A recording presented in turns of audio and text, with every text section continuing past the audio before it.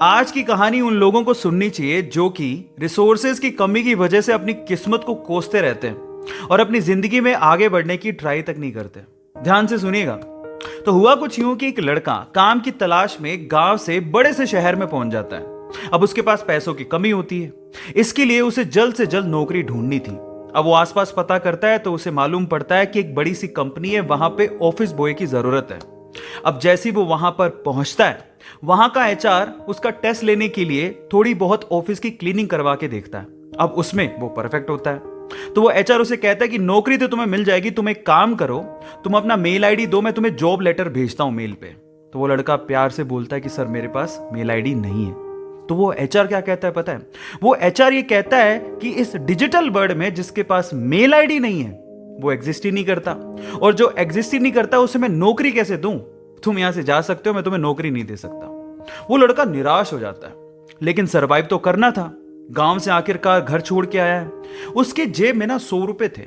अब वो क्या करता है, सामने उसे एक सुपरमार्केट दिखाई देता है, वो वहां पे जाता है और सुपरमार्केट से 100 रुपए में टमाटर खरीदता है और घर घर जाकर उन टमाटरों को बेचता है, और 100 रुपए से उसके पास 200 रुपए इकट्ठे हो जाते हैं।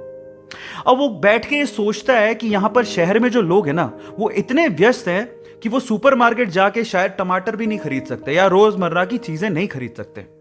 अब उसने ये सोच लिया और ये समझ लिया कि यहां पर पैसा कमाना आसान है, तो वो डेली ये काम करता, जाता सुपरमार्केट, सामान खरीदता, घर घर जाके बेचता। धीरे धीरे करके उसने 1-2 लड़के भी रख लिए। ऐसे करके बिजनेस बढ़ते चले गया और फिर उसने अपना एक ट्रक भी खरीद लिया।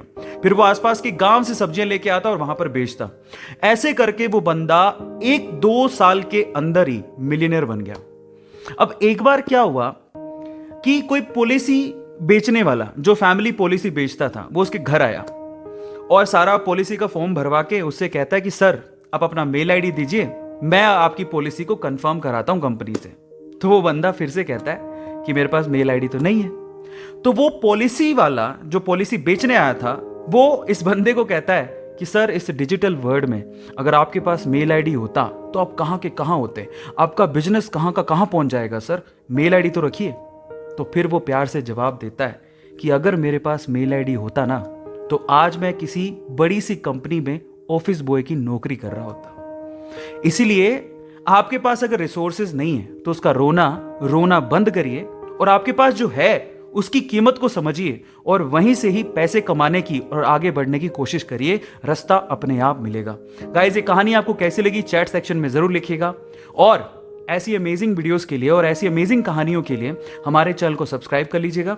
वीडियो जरूरतमंद लोगों को शेयर करिएगा और लाइक करना मत भूलिएगा। Thank you so much.